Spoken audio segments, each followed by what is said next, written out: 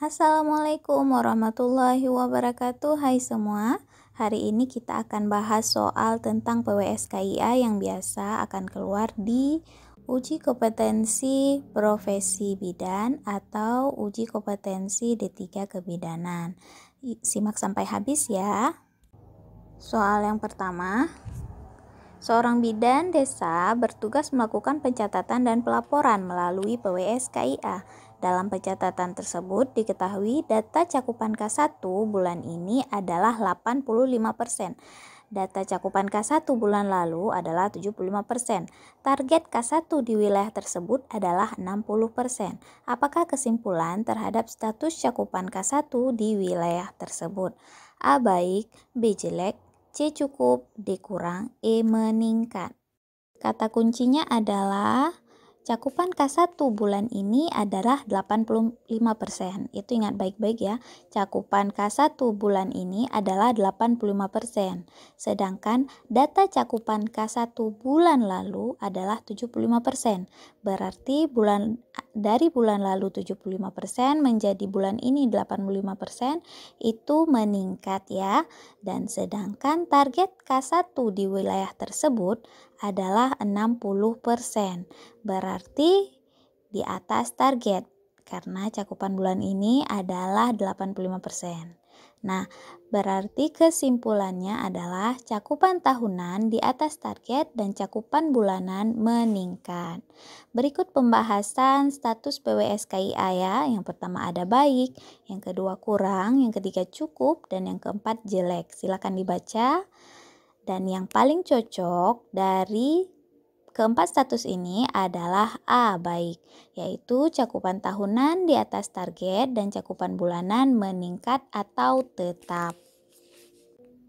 Soal selanjutnya, seorang bidan bertugas melakukan pencatatan dan pelaporan hasil pelayanan yang dilakukan dan situasi kesehatan ibu dan anak melalui PWS-KIA. Hasil pencatatan tersebut disajikan dalam bentuk grafik untuk kebutuhan pelaporan. Saat ini, bidan sedang membuat grafik tentang kunjungan nifas yang dilayani 3 kali oleh tenaga kesehatan. Apakah grafik yang akan dibuat bidan pada kasus tersebut? A K1, B K4, C KF, D KN1, dan E KN2. Berikut kata kuncinya yaitu bidan sedang membuat grafik tentang kunjungan nifas yang dilayani 3 kali. Nah, pembahasannya adalah K1 itu adalah kunjungan awal ibu hamil dengan tenaga kesehatan. K1 itu kunjungan awal ya, ingat. Kemudian B, K4 adalah kunjungan ibu hamil minimal 4 kali pemeriksaan. Itu K4. C, KF yaitu kunjungan nifas. Yang D itu KN1, kunjungan neonatal pertama yaitu antara 0 sampai 48 jam. Kemudian E, kunjungan neonatal kedua 2 sampai 7 hari. Dan jawaban yang tepat adalah C, KF. Soal selanjutnya, seorang bidan bertugas di puskesmas. Bidan melakukan pencatatan dan pelaporan tentang situasi kesehatan ibu dan anak melalui PWS-KIA. Hasil laporan pencatatan disajikan dalam bentuk grafik. Saat ini, bidan sedang membuat grafik tentang kunjungan kehamilan bagi ibu hamil yang baru pertama kali melakukan pemeriksaan. Apakah grafik yang akan dibuat bidan pada kasus tersebut? A K1, B K4, C KF, D KN, dan E KN2. Soal ini mirip dengan soal sebelumnya ya. Dan kata kuncinya adalah PWS-KIA, kunjungan kehamilan bagi ibu hamil yang baru pertama kali melakukan pemeriksaan di bidan. Berikut pembahasannya, yaitu sama seperti tadi. K1 adalah kunjungan awal ibu hamil, K4 adalah kunjungan ibu hamil minimal 4 kali, C KF kunjungan nifas, KN1 adalah kunjungan neonatal pertama, dan KN2 kunjungan neonatal kedua. Dan jawabannya adalah A, kunjungan K1, yaitu kunjungan awal ibu hamil dengan tenaga kesehatan. Soal selanjutnya, Bidan menggunakan alat manajemen untuk melakukan pemantauan program KIA di suatu wilayah kerja secara terus-menerus agar dapat dilakukan tindak lanjut yang cepat dan tepat, meliputi program pelayanan ibu hamil, ibu bersalin, ibu nifas, ibu dengan komplikasi kebidanan, dan keluarga berencana. Bayi baru lahir dengan komplikasi, bayi dan balita. Apakah alat manajemen untuk melakukan pemantauan program KIA? Yang pertama ada A, P4K, B K4, C MTBS, D PWS KIA, dan E KN lengkap. Silakan dijawab. Berikut kata kuncinya ya. Yang ditanyakan adalah alat manajemen untuk melakukan pemantauan program KIA di suatu wilayah. Dan berikut pembahasannya, yaitu P4K adalah stiker yang dipasang di rumah sasaran ibu hamil untuk memudahkan dalam mengidentifikasi dan pemantauan rutin. Berarti bukan ya. Kemudian B keempat, yaitu kunjungan ibu hamil minimal 4 kali pemeriksaan. Juga bukan. Yang ketiga adalah C MTBS, yaitu form yang digunakan dalam mengidentifikasi balita sakit atau manajemen terpadu balita sakit. Bukan juga. Kemudian D ada PWS KIA, adalah alat manajemen untuk melakukan pemantauan program KIA di suatu wilayah kerja secara terus-menerus. Nah, ini jawaban yang benar. Dan E adalah KN lengkap, yaitu kunjungan neonatus yang dilakukan 3 kali mulai usia 0 sampai 28 hari. Jadi jawabannya adalah D, PWS KIA.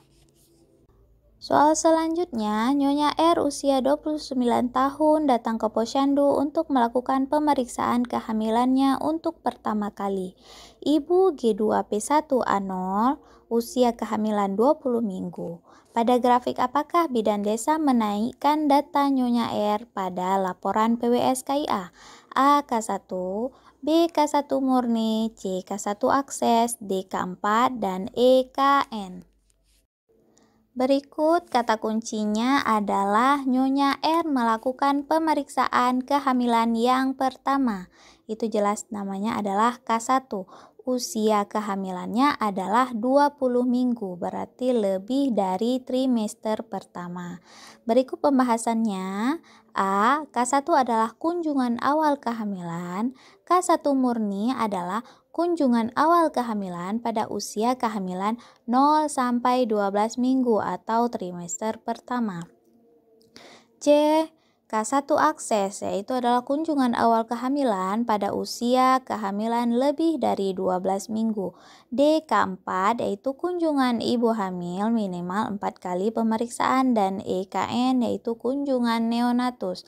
Jawabannya adalah C. K1 akses, yaitu kunjungan awal kehamilan pada usia kehamilan lebih dari 12 minggu karena Nyonya R usia kehamilannya adalah 20 minggu. Soal selanjutnya, PWS KIA disajikan dalam bentuk grafik dari setiap indikator. Adapun langkah pokok dalam penyajian PWS KIA adalah A. Pengumpulan data, B. Menganalisis data, C. Pengelolaan data, D. Jawaban A dan C benar, dan E. Penyajian data. Dan kata kuncinya adalah langkah pokok dalam penyajian PWS KIA. Berikut merupakan langkah-langkah dalam penyajian PWS KIA. Yang pertama, pengumpulan data. Yang kedua, pencatatan data. Kemudian yang ketiga, pengelolaan data. Yang keempat, pembuatan grafik PWS KIA. Yang kelima, penggambaran grafik. Dan yang keenam, analisa data.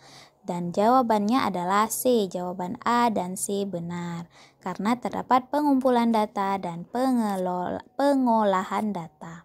Selanjutnya, untuk menggambarkan kondisi demografi penduduk di suatu wilayah desa, laporan PWS KIA dapat dibuat dalam bentuk A. Naskah, B. Grafik, C. Tabel, D. Peta, dan E. Narasi. Ingat baik-baik ya, yang ditanya adalah kondisi demografi penduduk di suatu wilayah desa. Berikut kata kuncinya adalah laporan PWS-KIA tentang data demografi penduduk dapat dibuat dalam bentuk.